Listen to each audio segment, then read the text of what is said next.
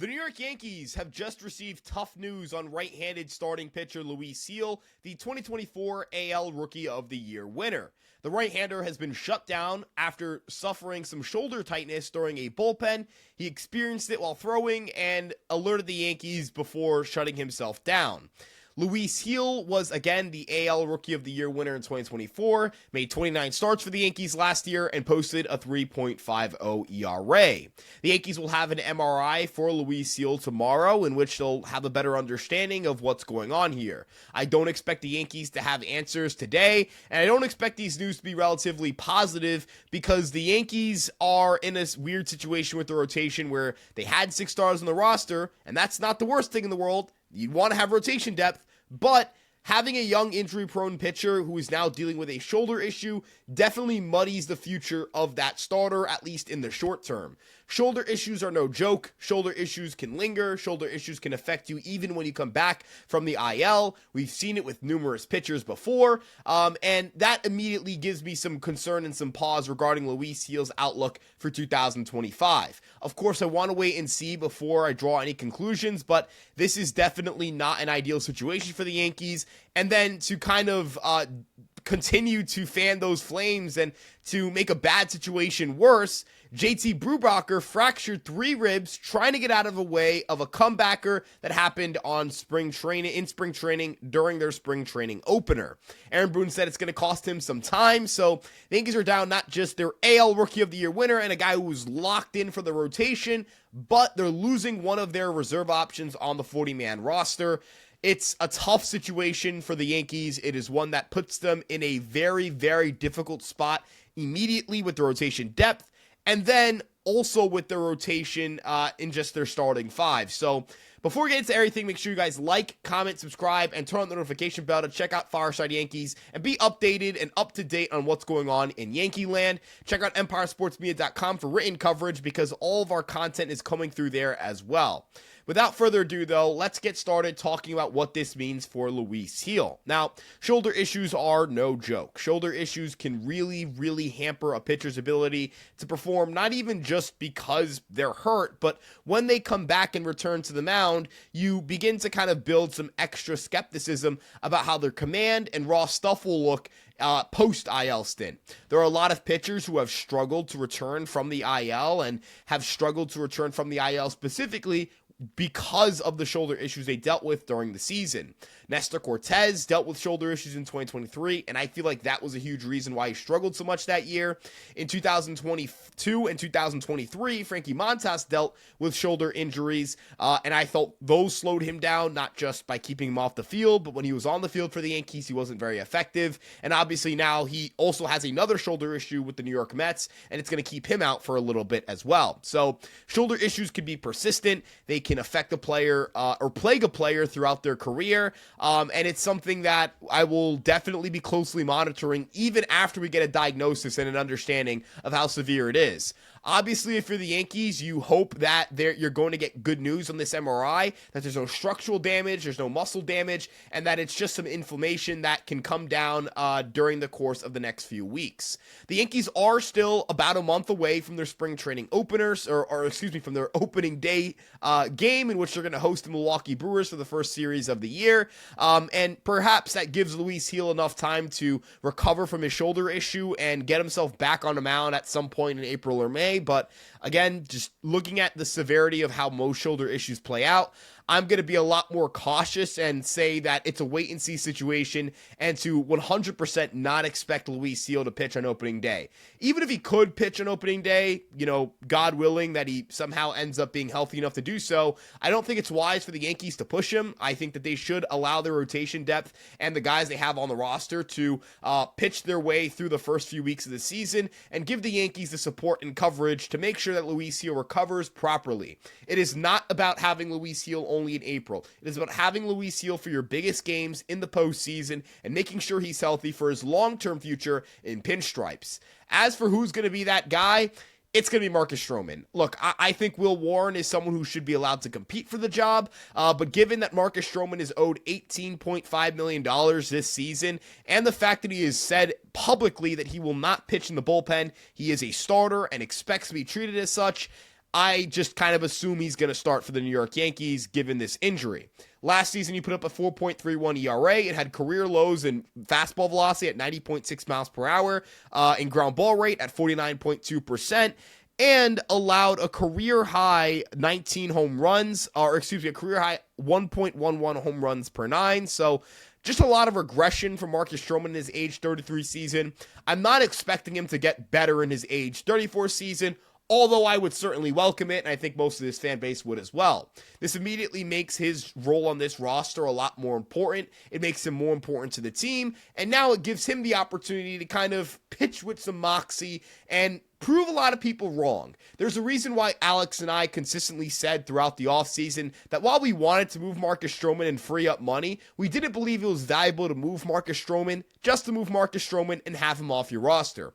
There had to have been a monetary gain for the Yankees or a talent gain for the Yankees that would make it worth it, because Marcus Stroman can pitch at the major league level, and that's going to be valuable when you talk about a position group like pitching or pitchers that are as injury prone, if not more injury prone, than any other group in baseball. And when they get shut down, you have to, one, shut them down, and then two, build them back up. So if Luis Gil is shut down for 4 weeks, he will have to build up for 4 weeks before he can pitch in a major league game again, which is why I said a best case scenario would be he's shut down for about 3-4 weeks, and then he's able to build back up in 3-4 weeks, and then you see a Luis Gil return in 2 months from now or about a month and a half. That would put him to return at some point in May or late April, and I would certainly take that given the severity of a shoulder issue in the grand scheme of things. Now, again, for Marcus Stroman, it's a big opportunity for him. It may be his last opportunity to be a major league starter for the Yankees and someone that still carries the cachet or the reputation of a valuable starter. So, I'm not sure how he's going to pitch. I'm, again, just generally more pessimistic on his ability to perform because he saw a big downtick in velocity last year. But again, there is a chance that he's able to bounce back and pitch in a pretty strong manner and provide some valuable innings. So we'll have to wait and see. There's a lot to kind of work through here. There's a lot that's going to go on, and there's a lot that's going to keep developing throughout this situation as we get more information regarding the severity of Luis Gil's shoulder injury. Now, as for JT Brubaker, that's going to affect the rotation depth, but it'll also affect the bullpen, as 3 cracked ribs is not something you just come back from in a week or two. I expect to see someone like a Yoendrys Gomez or Tyler Matzik or even a Brent Hedrick kind of compete for a bullpen spot, knowing that both Brubaker and Gil are hurt and that Stroman is now slotted into the rotation. This kind of opens up the door for a lot of interesting possibilities for the Yankee bullpen. They've had a lot of standout pitchers, including Hedrick. Matzik had a really strong first outing. Yoendrys Gomez has pitched pretty well early on in spring training. I think that'll open the doors for those guys to kind of get through and crack into the bullpen. The injury to Scott Efros obviously plays into this as well, and the injury to Jake Cousins. But the Yankees will have to kind of supplement some of their bullpen help internally. I don't expect them to sign someone. I don't think they need to sign someone anyways. Would it be cool if David Robertson showed up tomorrow and filled out a bullpen spot? Sure, but it would also be cool if the Yankees could just do it internally. They've shown an ability to do it, and I trust that they can do it once again. In other news, the Yankees are, as we mentioned earlier in the morning, interested, or not interested in, but have made contact with JD Martinez. The likelihood of that happening is still kind of up in the air, as we don't really know what's going on with Giancarlo Stanton, who is in New York City dealing with a personal issue. And then tonight, Garrett Cole will make his spring training debut in the 2025 season against the Toronto Blue Jays.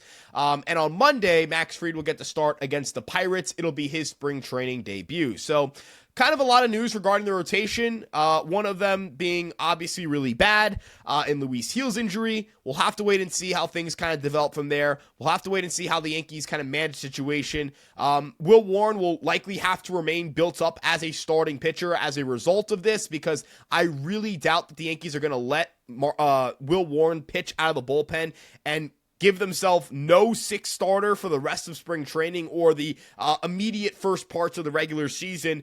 It just doesn't make sense to do that at this point in time, even though I did kind of entertain the idea of Will Warren pitching out of the bullpen. This kind of shuts the door for that one, so I'm going to kind of be in a weird, like, it's just a weird situation for the Yankee rotation now. I don't know how they're going to also address the fact that outside of the 6th starter spot, it's like Carlos Carrasco, like that's their 7th starter. You could argue maybe he's their 6th starter, or that the Yankees would go to him as their 6th starter. Sean Boyle, Alan Winans, like these are non-roster guys. Same with Carrasco. But the Yankees really need to maybe look into adding someone on another minor league deal that they can slot into AAA and get some starts out of. I don't know who that would be. There are free agents still out there, but time is kind of running out for these free agents. So I do wonder if maybe, we just start seeing teams, I don't know, or pitchers begin to just accept that they're not going to get the deals they're looking for and sign minor league deals as a result. If you want to look at some pitchers who could be examples of this, and guys I would target Spencer Turnbull. I liked what he did with the Phillies last year. He was very productive for them. He put up a 2.65 ERA and saw massive upticks in the stuff department. I would also like to see the Yankees pursue someone like a Kyle Gibson on a minor league deal, because I know he can pitch innings and just kind of toss if you needed. I don't think they're going to be in the market for a Jose Quintana. That's not something you do to, you're not going to bring in a Jose Quintana when he's going to get guaranteed money.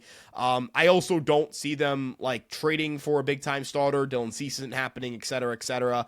They'll fill that out with someone like a Marcus Stroman for now. But I do think it'd be a good idea to kind of bring in some NRIs. Maybe again, it's someone like a Spencer Turnbull, although him not being signed maybe is an indication that his lat issue from last postseason is a lot more serious than people think. And there are just other guys who exist. I mean, you could sign a Lance Lynn maybe to a minor league deal, maybe a Marco Gonzalez or a Jordan Lyles. I mean, you just need arms. You just need someone who could pick up the baseball and throw the baseball.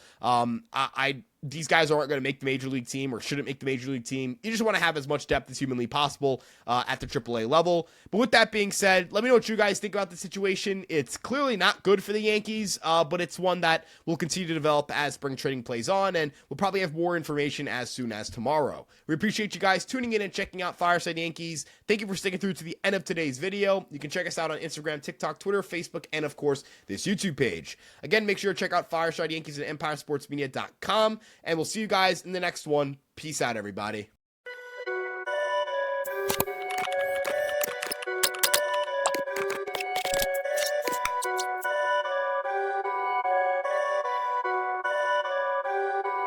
Perfect.